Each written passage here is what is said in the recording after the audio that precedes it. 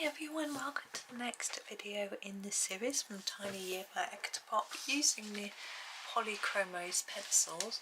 Just trying to get my book maybe straighter. We have the last picture in this third row to do today. Let's have a little look. It looks like we've got maybe it's a bluebell or a snowdrop and a few different flowers around. Just trying to straighten slightly. There we go. Should we do these as bluebells? I see no reason why not. Let's give it a go. Now, I've got some bluebells in my garden at the moment and they're sort of bluey purple. So we're going to use a mix of colours.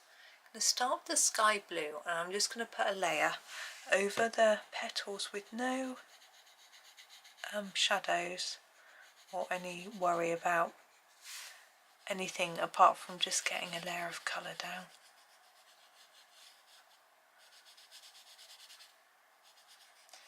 Then we will add a little bit of violet and then some more blue, I think. And then hopefully we'll get a goodish representation.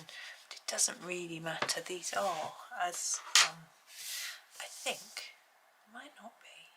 I was thinking they're fictional flowers, but maybe they're not. Here is the violet. We're going to put that over the top. Yeah, it's Johanna Basford always says her flowers aren't based on real flowers.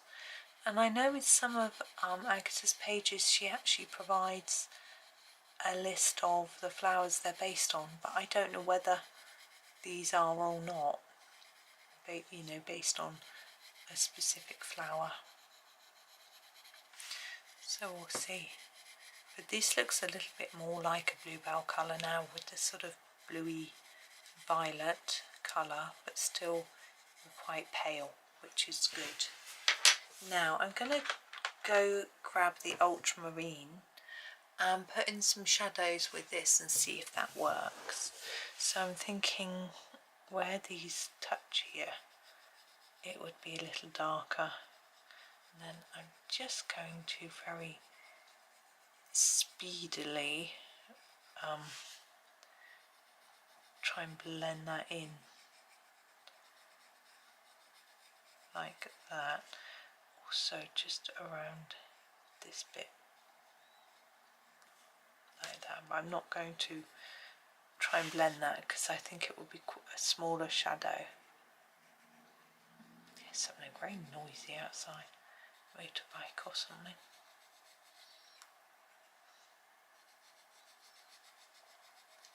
There we go.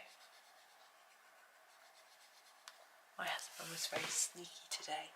He wanted to meet the new neighbours. This is sky blue, and they had a delivery and they weren't hearing excuse me, they weren't hearing the doorbell, so he went out the back to see if they were in the garden, which they were, and he just let them know.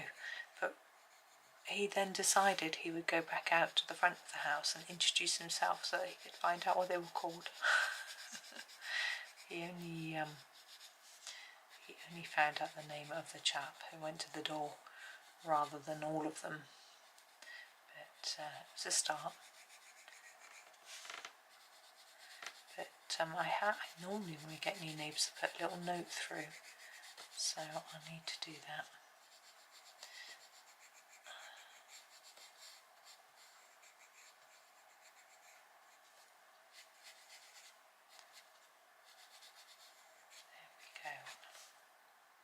I think we need some shadow here.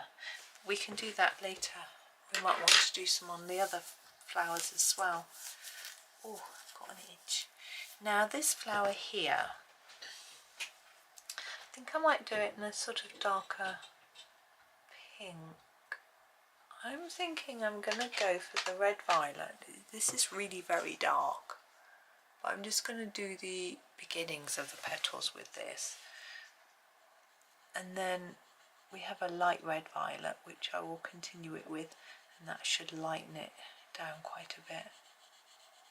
We did one a couple of days ago with the magenta and light magenta, so be interesting to see. I always feel the red, violet and the magenta are quite similar, so we'll see whether the whole combo is similar or not.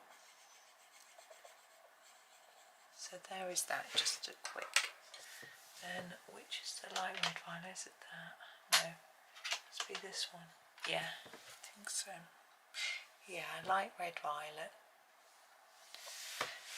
And we'll just go over what we've done. And then fade it off towards the tip.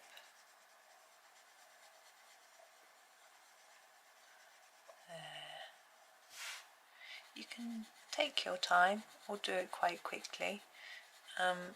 If you take your time, your colouring is likely to be neater and less likely to go out of the lines, but some people don't have that sort of patience. There's nothing wrong with that. Colouring is about enjoying the process. I always think it's not so much about well, you know, the result is nice, but I think we should enjoy getting there as well. And I think there are some people, YouTubers that I've heard about, you know, who used to sort of, I'm going to actually get the red violet back, start off doing really complex pictures for themselves, not on video, and they found that there was a lot of pressure from themselves and other people to keep up that sort of quality, and it would take so long and they'd get so worried about how it looked and things like that. I'm just putting these sort of fake lines in. Okay, the other flowers I really think we need to brighten. This is quite dull. Dull? I don't think dull is quite the right word. Dark is the right word. I am going to put some yellow in the middle. So I've grabbed the dark Naples ochre to put in the middle. Oops, I dropped it. To lighten it up, I hope. Yeah. But these little ones, I was thinking maybe a lighter pink would really just brighten the whole thing. So I've grabbed the Pink Madder Lake. I'm just going to sharpen it. I'm going to use this for all of them, I think. Keep them light and bright. Yes, so this particular person said they sort of changed up their colouring so that it was not so spectacular, but a bit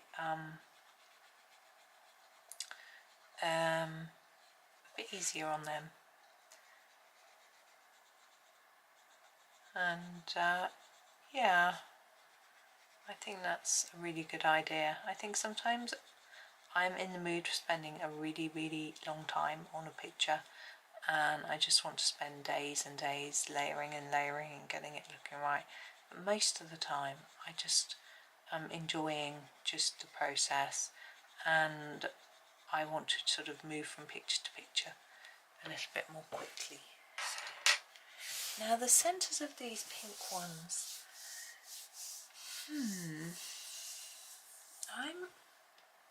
I'm going to go with the green gold. I don't know why, I just feel like I want to do this colour. I'm going to try and make it a bit darker on the edge than the middle, if I can.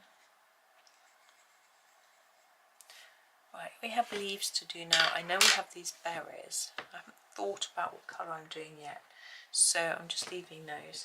I'm going to use the emerald green for the leaves on our bluebells and the stems. So here it is, emerald green. I'm just going to put down a layer and then see what it needs, really. Just had my lunch. I feel like I've got hiccups coming. We had some, I cut the new fresh bread, which was lovely. I just had mine dipped in some oil. One of my sons had buttered his, then put slices of tomato and chicken on it. My other son had just chicken, he doesn't like tomato. So So that was good for them. I think the husband had bread and cheese. No, I don't know if he tasted it, but he had butter, cheese and marmalade all on the same piece of bread. Yeah. Different, I suppose. Now I'm going to try and use a different green. I'm not sure if we've used them all or not, to be honest.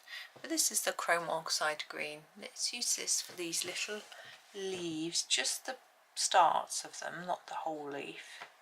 So it's quite a dark green, but I feel like we can fade it off towards the tip like that. And then I'm not sure what other green we can add to it, but I'll find one.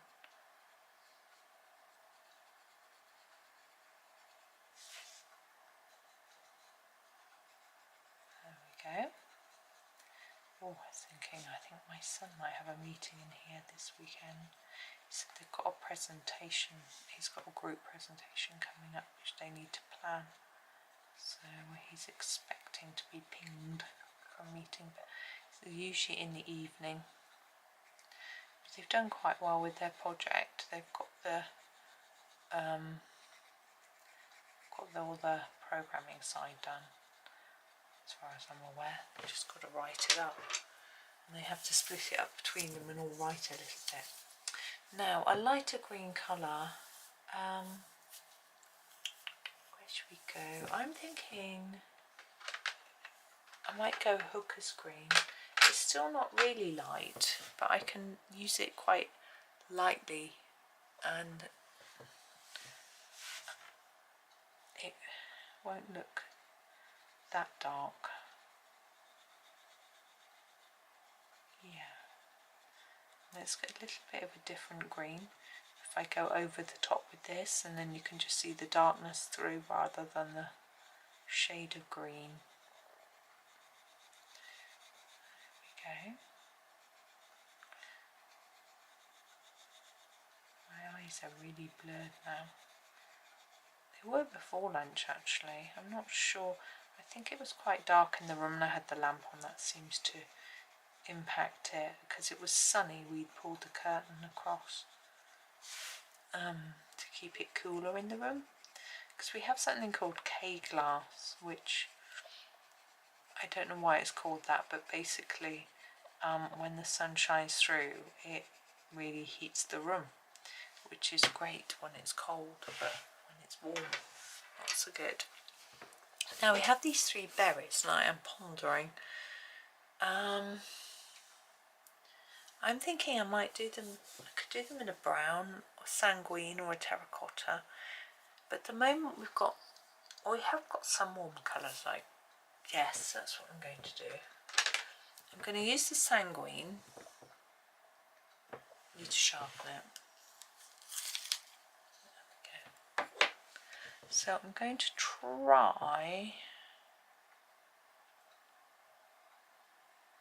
to make it a little bit lighter in the middle.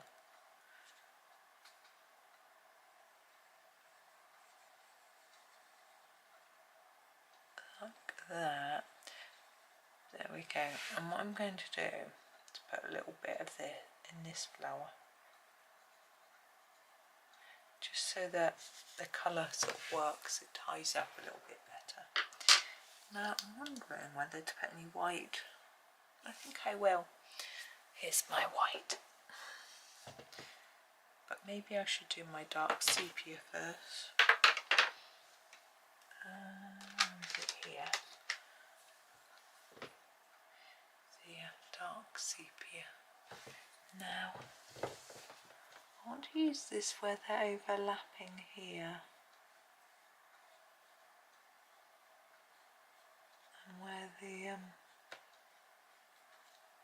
the greenery is sort of overlapping.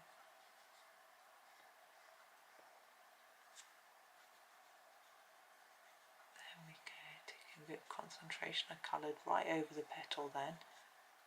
You don't want to do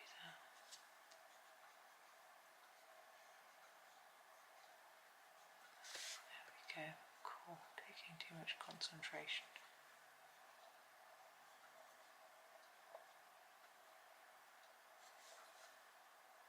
There. Now we're going to do our white pen. So as I Sakura jelly roll, and I'm going to put a little bit on the edge of our berries just to make them look like they're shiny, and then just around the flower centres like we've done in previous ones.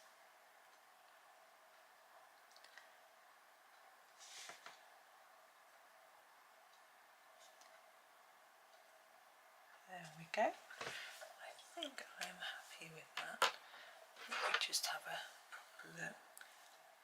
Yeah, so there is our next one. We've got 3 left. I'm going to go off and make a coffee, so if you want one, you better let me know. But I hope you enjoy your day, and happy colouring.